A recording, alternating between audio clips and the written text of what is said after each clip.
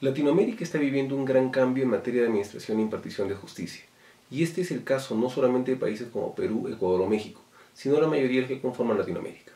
Estamos brincando en administración e impartición de justicia a sistemas de corte acusatorio y oral.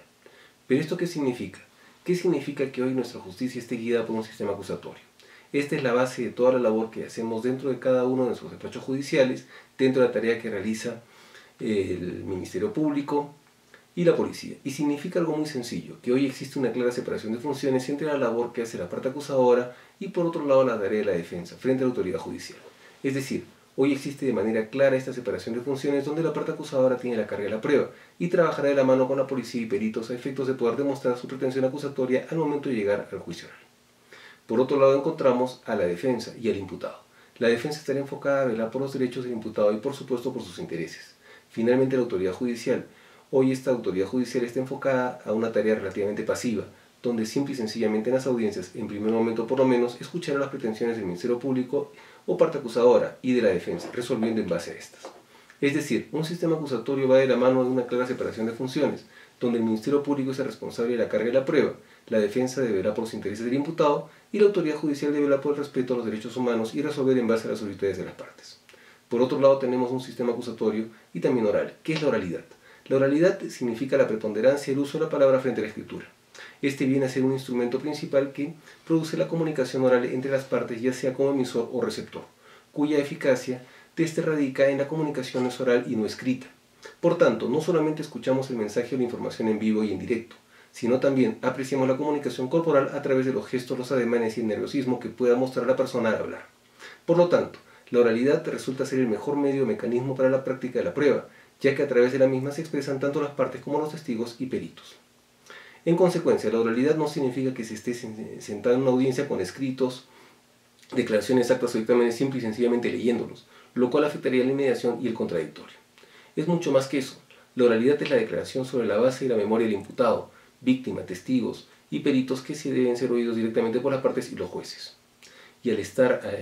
esto al estar regulado dentro de las normas procesales permite con total claridad que los propios juzgadores puedan solicitar que se abstengan de leer, y no solo eso, inclusive con un ejercicio estratégico, que la contraparte le pueda decir a la autoridad judicial que se invite a que se deje llevar a cabo ejercicios apegados a la lectura. Al juzgador le corresponderá valorar si mienten o no luego el interrogatorio adversarial de las partes, y quienes tendrán en cuenta esas mismas respuestas para elaborar sus estrategias. La regla es la reproducción oral, no entendida como la mera lectura de actas. Para la excepción la encontramos en que se permite la realización de ciertos medios de prueba que sean irreproducibles en el juicio oral, por su estado de urgencia y necesidad. Por otro lado, cabe precisar que el nuevo Código Procesal Penal del 2004 se inspira en el mandato constitucional de respeto y garantía de los derechos fundamentales de la persona y busca establecer un equilibrio del Estado a través de sus propios órganos competentes. Ello se fundamenta en el principio de limitación de poder, que tiene y debe informar en un Estado democrático de derecho, cuyos límites son los derechos fundamentales reconocidos por la Constitución y los instrumentos internacionales de derechos humanos, que incorporan al derecho interno. Entre los rasgos más esenciales del sistema acusatorio adversarial que encontramos en el nuevo código, especialmente en el título preliminar, están la gratuidad en la administración de justicia penal, la garantía del juicio previo, del cual derivan los principios de mediación, publicidad y contradicción, las cuales se van a dar cumplimiento a través de la oralidad. Asimismo, la doble instancia, igualdad procesal, presunción de inocencia, interdicción de la persecución penal múltiple, el de la inviolabilidad de la defensa, legitimidad de la prueba y el de la legalidad de las medidas limitativas de derechos. Centrándonos en el tratamiento que hace el nuevo código del juicio oral o fase de juzgamiento, esta etapa estelar del proceso, el cual debe realizarse sobre la base de una acusación emitida por el órgano competente que debe llevar a cabo con todas las garantías procesales reconocidas por la Constitución y los tratados de Derecho Internacional de Derechos Humanos aprobados y ratificados por el Perú, notamos que establece claramente cuáles son los principios que rigen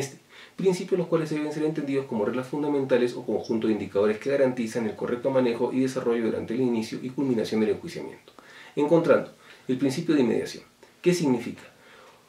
Hoy en cada una de las audiencias las partes tienen que estar presentes en ellas y además no solo eso, sino deben tener una comunicación directa con la autoridad judicial, quien también tendrá que estar presente de manera continua en el desarrollo de esta audiencia, siendo hoy quien perciba la información de manera directa y además resuelve en esta misma audiencia una vez que ha escuchado a las partes. Por lo tanto, ese principio nos informa que no debe mediar nadie entre el juez y la percepción directa de la prueba. Para que la información sea creíble se debe asumir este principio, que trae como consecuencia que la investigación tiene solo el carácter de ser una etapa preparatoria y en ningún sentido ser otorgador probatorio alguna de las diligencias practicadas en esta. Para la realización de este principio debemos contar con el instrumento de la oralidad, porque la concentración propicia la mediación. Asimismo, es necesario para cumplir con la garantía de la inmediación establecer la realización de una sola audiencia y con la presencia física ininterrumpida de los juzgadores, quienes evaluarán la prueba producida en su presencia.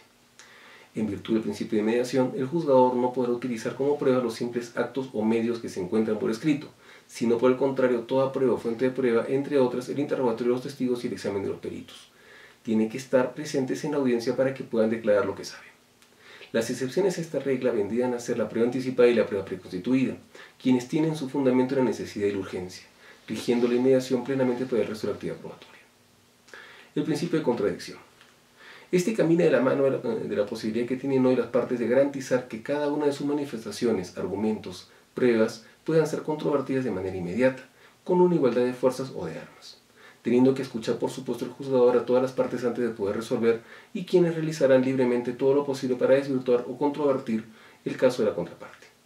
Esta es la derivación de la garantía constitucional de inviolabilidad del derecho de defensa consagrado en la Constitución Política del Perú y prevista a su vez en el artículo 9 del título preliminar del Código Procesal Penal,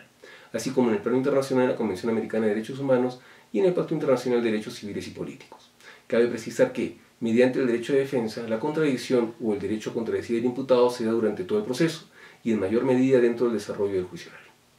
En este sentido, la contradicción derivada del derecho de defensa permite también que el juez pueda aceptar una información que ha sido debidamente procesada y puesta a prueba, para lo cual previamente la trasladará a la contraparte a efectos que sea quien logre desmentirla o desvirtuarla, utilizando toda su capacidad para contradecirla a través del contraexamen. Por lo tanto, a los jueces les debe interesar que la contraparte realice cabalmente su rol para realizar con las mejores garantías del caso concreto, pues es información obtenida de primera calidad, bajo el principio de contradicción, lo cual es lo que se denomina proceso de depuración de la información, que solo se logra con un contraexamen en un juicio oral público y contradictorio. La aplicación del principio de contradicción en el juicio oral da mucha claridad al juzgador que aprecie el debate entre ambas partes. El fiscal, como acusador público, formula su acusación frente al acusado y su abogado defensor. Aunado a estos principios nos encontramos con el principio de concentración. El principio de concentración regula que hoy estamos buscando llevar la mayor cantidad de actos procesales en una sola audiencia. Por ejemplo, ¿qué pasa en el desarrollo de un juicio oral? Buscaremos que en este propio juicio oral se lleve a cabo en un solo día el desarrollo de los alegatos de apertura, interrogar a nuestros testigos y contrainterrogarlos. Y aquí es donde podemos enlazar también con el principio de continuidad, el cual consiste en que si no podemos llevar a cabo todos estos actos procesales en una sola audiencia, debemos hacerlo al día siguiente o su siguiente día hábil. Esto tiene una gran cantidad de beneficios. Por un lado, permite llevar a cabo procesos mucho más ágiles, permitiendo así el que una persona sea juzgada en un tiempo mucho más generoso a lo que hacíamos antes al implementar los sistemas acusatorios, es decir, con los sistemas de corte inquisitivo. También permitirá que los juzgadores tengan toda la información en su mente necesaria para poder resolver. En efecto, un juicio oral debe realizarse en una sola sesión de audiencia y en su defecto, ya sea por la complejidad del asunto, debe iniciarse y continuarse en forma consecutiva hasta la expedición de la sentencia, conforme lo señala el artículo 360 del Código Procesal Penal, y ello con la finalidad de no afectar la garantía de la inmediación. Al llevar mini audiencias de diversos procesos en un solo día, con un criterio equivocado de celeridad en el proceso, se va a causar la dilación de estas mini sesiones, con varios días de distancia entre uno y otro, lo cual va a afectar el contacto directo del juzgador con la producción de la prueba en el juzgamiento. Encontramos además, entre otros principios, además de los 4 ya mencionados, el principio relativo a la publicidad. Este principio es la garantía más idónea para que un proceso se lleve a cabo acorde a las normas internacionales de derechos humanos y constitución política del Estado, las cuales velan por un debido proceso, permitiendo transparentar todos los ejercicios de administración e impartición de justicia, en los cuales hoy pueden estar presentes en las audiencias cualquier persona o colectivo que conforma nuestra sociedad, tengan conocimiento y no solo eso, también la familia del imputado y de la víctima, transparentando la tarea que llevan a cabo las partes, incluyendo la autoridad judicial. Es una forma de acercar la justicia a nuestra sociedad, a las personas comunes y corrientes que no tienen esta cercanía que los abogados sí, frente a los ejercicios de administración e impartición de justicia. En síntesis, la publicidad nos da la garantía que los ciudadanos tengan un control sobre la justicia y que las sentencias sean el reflejo de una deliberación de las pruebas surgidas dentro de un juicio oral. Por tanto, esta transferencia que nos da la publicidad permite el control del poder jurisdiccional con relación a la decisión y del poder acusatorio fiscal respecto al requerimiento y persecutor del delito, Asimismo, podemos hallar como beneficios de tener la oralidad en que ésta no permite la delegación de funciones, ya que controlaría la presencia del juzgador en el desempeño de sus roles, con la verificación por cualquier persona que tenga conocimiento directo del desarrollo del juicio oral. Asimismo, como excepción al principio de publicidad, la norma faculta al juzgador que, mediante auto especialmente motivado, podrá resolver aún de oficio que el acto oral se realice total o parcialmente en privado, en los casos expresamente establecidos, como que se afecte directamente el pudor, la vida privada o la integridad física de algunos participantes en el juicio, o se afecte gravemente el orden público o la seguridad nacional. Es importante además el análisis específico de todas aquellas estrategias de litigación que hoy debemos de desarrollar, porque esto nos permite garantizar otros principios el cual descansa en el sistema acusatorio, que es la defensa técnica adecuada. Hoy hemos comprendido que no cualquier persona, no cualquier abogado puede sentarse en una audiencia y verificar los derechos y velar por los derechos del imputado. Él tiene que cumplir con ciertos requisitos, y esto es parte de hacer una defensa adecuada. Es decir, la defensa adecuada significa que la persona debe estar en las posibilidades de llevar a cabo una defensa material, en palabras simples y sencillas, que tenga la capacidad de defender a este imputado que está sentado a su lado, y este requiere un conjunto importante de conocimientos como lo son el dominar nuestra nueva norma procesal, pero además un análisis intenso de las técnicas de litigación oral. Respecto a la prueba en el Código Procesal Penal, lo primero que debemos desarrollar son las bases constitucionales que van a configurar todas las reglas o la mayor parte de reglas de este. Sin duda, la dignidad es un principio y derecho fundamental que tiene que ser tomado en cuenta, pues es el límite infranqueable que se tiene cuando, por ejemplo, entre otros, se dictan medidas restrictivas de derechos fundamentales. Los preceptos generales más relevantes que tiene el Código Procesal Penal respecto a la prueba son, en primer lugar, los contenidos en el título preliminar. Esto es hasta 3 preceptos que regulan la base fundamental, el desarrollo constitucional de la prueba en el proceso penal. En este sentido encontramos, entre otros principios, el derecho fundamental al ejercicio de la presunción de inocencia. Esta es una piedra angular para poder desarrollar los diversos medios de prueba, las exigencias que se tiene para practicar la prueba, y también para establecer de algún modo determinados estándares a efectos de poder considerar que una persona es culpable de un delito. Constituye una directriz que prohíbe tratar o presentar al imputado como culpable, mientras no existe una sentencia condenatoria firme que declare su responsabilidad en base a prueba válida, legítimamente obtenida y suficiente. Así tenemos en cuenta, como contenido esencial de dicho derecho fundamental, sus 3 reglas llamadas. Primero, la regla de tratamiento, la cual consiste en que toda persona debe ser tratada como no culpable dentro de un proceso, es decir, no puede ser presentada en condiciones tales que se pueda inferir o poner en cuestión ese estado de inocencia. También encontramos la regla de juicio, conforme a la cual, frente a la insuficiencia de prueba o no existencia de ella, o incluso frente a la duda, lo que corresponde es la absolución del imputado. Finalmente encontramos la regla de prueba, la cual es la más relevante, conforme a la cual es necesario dentro del proceso realizar una actividad probatoria suficiente de cargo y que además ésta haya sido obtenida legítimamente, esto es, observando las garantías constitucionales. Encontramos también el principio de libertad y legalidad probatoria. En este sentido, partimos diciendo que el principio de libertad probatoria permite que tanto el Ministerio Público como la defensa puedan utilizar cualquier medio de prueba, siempre y cuando éste sea lícito y legal, a efectos de poder demostrar sus pretensiones. Al respecto, los medios de prueba y su ingreso en el proceso son establecidos por ley, constituyendo un punto de encuentro entre el objeto a probarse y el conocimiento que el juzgador adquirirá sobre ese objeto. Su regulación legal tiende a posibilitar que el dato probatorio existente fuera del proceso penetre en él para ser conocido por un tribunal y las partes, con respeto del derecho de defensa de estas. Pero no solo es eso. Esto tiene un cambio muy importante en el ejercicio de valoración de la prueba, porque por medio de este principio hoy hemos comprendido que desaparece esa regulación donde el juzgador exige o puede exigir un medio de prueba o prueba específica a efectos de poder demostrar las correspondientes pretensiones. De la mano de ello viene que el Código Procesal Penal establece el sistema de libre valoración de la prueba. Y este es un tema importante, porque significa que hoy el juzgador, al momento de llegar a la etapa de juicio oral y tener que dictar esa sentencia, cuando lleve a cabo el juicio de valoración de la prueba, tendrá que estar basado en la sana crítica, es decir, un sistema de libre valoración de la prueba limitado por la sana crítica. Y la sana crítica a su vez estará conformada por 3 elementos: por la lógica, las máximas de la experiencia y finalmente los conocimientos científicos. Esto significa que hoy el juzgador tendrá una libertad al momento de llevar a cabo el ejercicio de valoración, pero no lo entendamos de manera incorrecta. No pensemos que es una libertad sin límite alguno, es una libertad que está limitada por la sana crítica.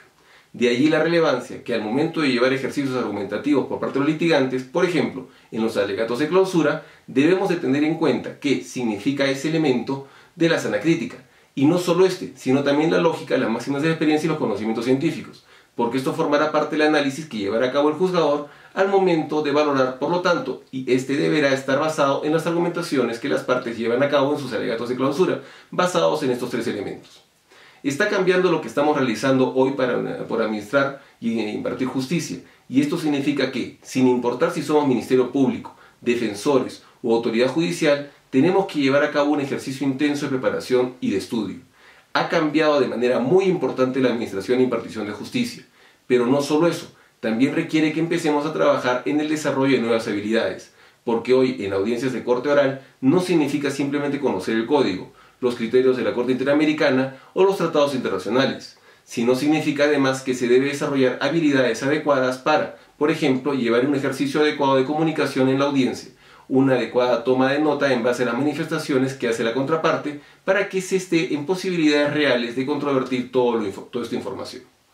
Finalmente resulta pertinente puntualizar que el artículo 157 del Código Procesal Penal describe la libertad y legalidad de los medios de prueba, siendo punto resaltante de esta norma que se dedica a los métodos prohibidos de obtención de la prueba. Por ejemplo, la declaración de las personas bajo sanción de inutilidad. Su incorporación a los preceptos generales de la prueba significa su utilización para cualquier tipo de proceso de prueba oral, sea declaración del imputado o del testigo. Ahora vamos a hablar del derecho fundamental a la prueba.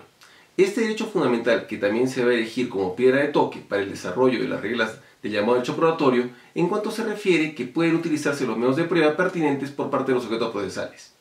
El derecho a la prueba ha sido ya consagrado en la sentencia del Tribunal Constitucional, especialmente la sentencia derivada del expediente 10-2002,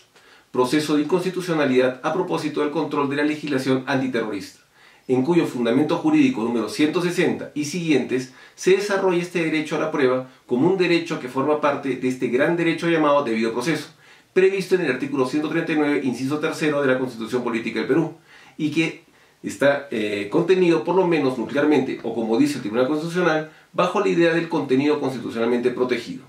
Por lo tanto, el derecho a la prueba goza de protección constitucional, pues se trata de un contenido implícito del derecho al debido proceso.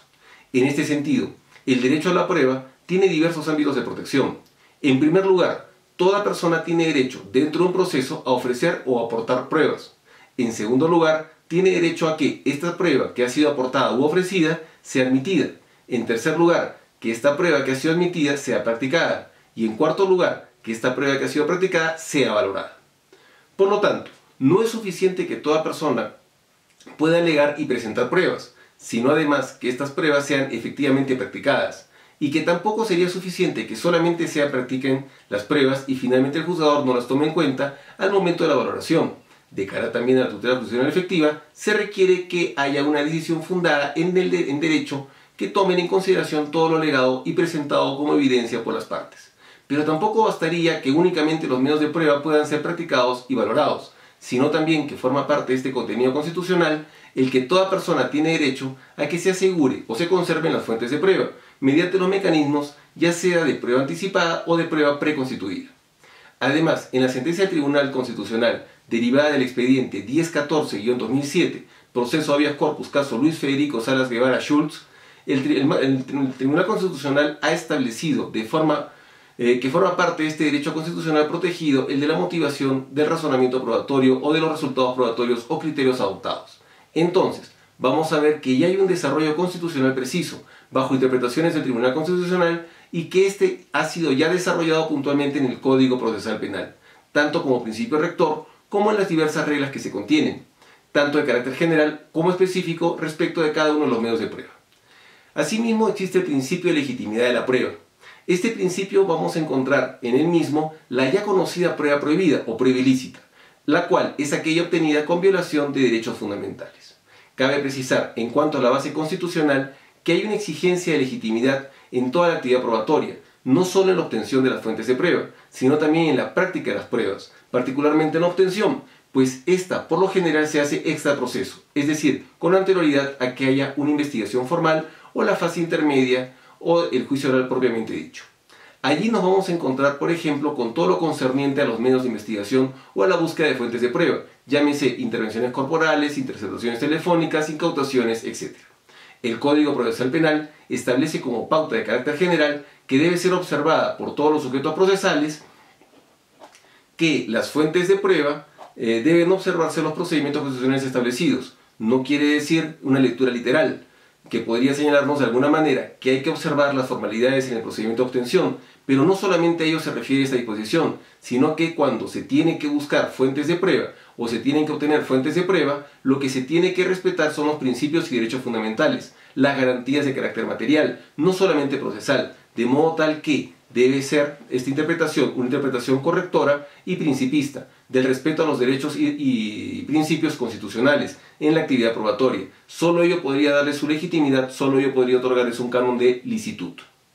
Quisiera hacer dos precisiones sobre la licitud u obtención legítima de las fuentes de prueba y particularmente referida a la doctrina de la prueba ilícita. Primero, que se opta por un concepto restringido de lo que es prueba ilícita, es decir, no cualquier infracción o irregularidad puede constituir prueba ilícita, sino aquella que afecte el contenido esencial de los derechos fundamentales. Esto es, el contenido constitucionalmente protegido o el contenido nuclear. Vamos a decirlo así, el derecho fundamental, del modo tal que podrá haber afectaciones en diversos ámbitos del derecho constitucional, que no necesariamente pueden constituir prueba ilícita, y que en todo caso el legislador se ha encargado de alguna manera de regular una ponderación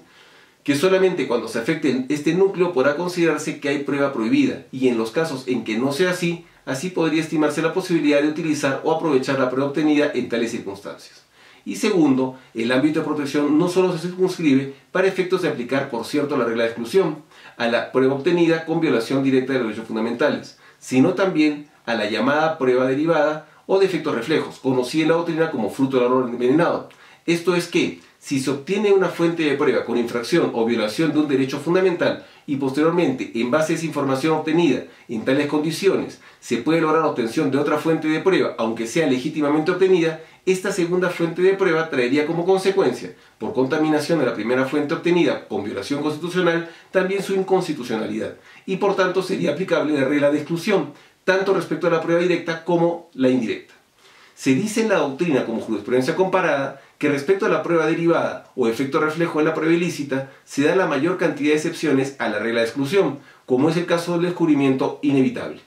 Es importante también tomar en consideración que existen límites, y estos límites están referidos al derecho fundamental de presunción de inocencia, cuando, por ejemplo, manejando la actividad probatoria respecto de la situación jurídica de un procesado, se tiene que limitar su libertad, llámese detención o prisión preventiva, en cuyo caso lo que se hace no solamente es limitar el derecho fundamental de la libertad, sino también el derecho fundamental a la presunción de inocencia, en la medida en que, sin haberse declarado judicialmente su culpabilidad, se debe haber restringido en alguno de sus derechos el imputado, y para ello se requerirá que haya una cierta actividad probatoria con carácter de probable, pues hay una exigencia de suficientes elementos de convicción para dictar una prisión preventiva. Del mismo modo, en el derecho a la prueba vamos a encontrar diversos límites relacionados con, por un lado, límites extrínsecos, donde podemos citar también los límites que se imponen por otros derechos fundamentales o derechos constitucionales, o el simple hecho del tiempo. Esto es la oportunidad de disponer fuentes de prueba, la presentación oportuna o extemporánea, lo cual dependerá de la defensa, de la fiscalía y de las demás partes. El tener disponibles las fuentes de prueba, y si no las tiene, evidentemente constituirá una limitación. Y por otro lado tenemos los límites intrínsecos, los cuales se presentan cuando se habla de las exigencias de la prueba. Debe ser pertinente, conducente y útil. Podrá existir derecho a la prueba, pero si la prueba es impertinente, sencillamente será inamitida. O si la prueba ha sido obtenida con violación a un derecho fundamental, igualmente se desestimará su aporte u ofrecimiento. Y también vamos a encontrar no límites, pero algunas excepciones a la aplicación de la prueba ilícita. En la doctrina y jurisprudencia comparada se han aplicado ya diversas excepciones a la prueba ilícita, no para eliminar esa ilicitud, sino para poder decidir el aprovechamiento o utilización de la prueba obtenida a pesar de su infracción constitucional. Excepciones tales como las conocidas como fuente independiente, o descubrimiento inevitable, o buena fe, el cliente diluido, o atenuación de la antijuricidad, o también la de seguridad. Y en algunos casos se han admitido criterios de ponderación o de proporcionalidad como fórmulas intermedias para que, en algunos determinados casos, se pueda decidir por el aprovechamiento o la utilización de fuentes obtenidas con alguna infracción constitucional. Además de los principios antes mencionados, es importante que tengamos claro que todo el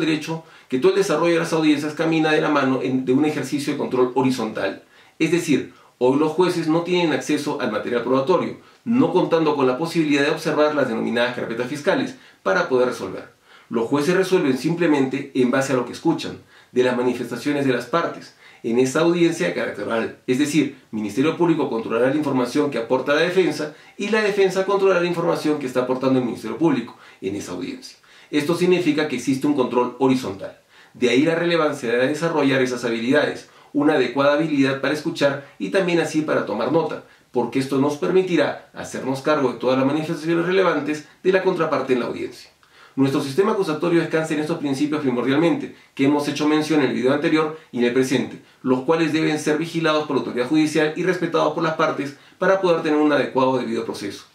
para velar por los derechos tanto del imputado como de la víctima, y que esto sea un ejercicio generoso para lo más importante, para nuestra sociedad.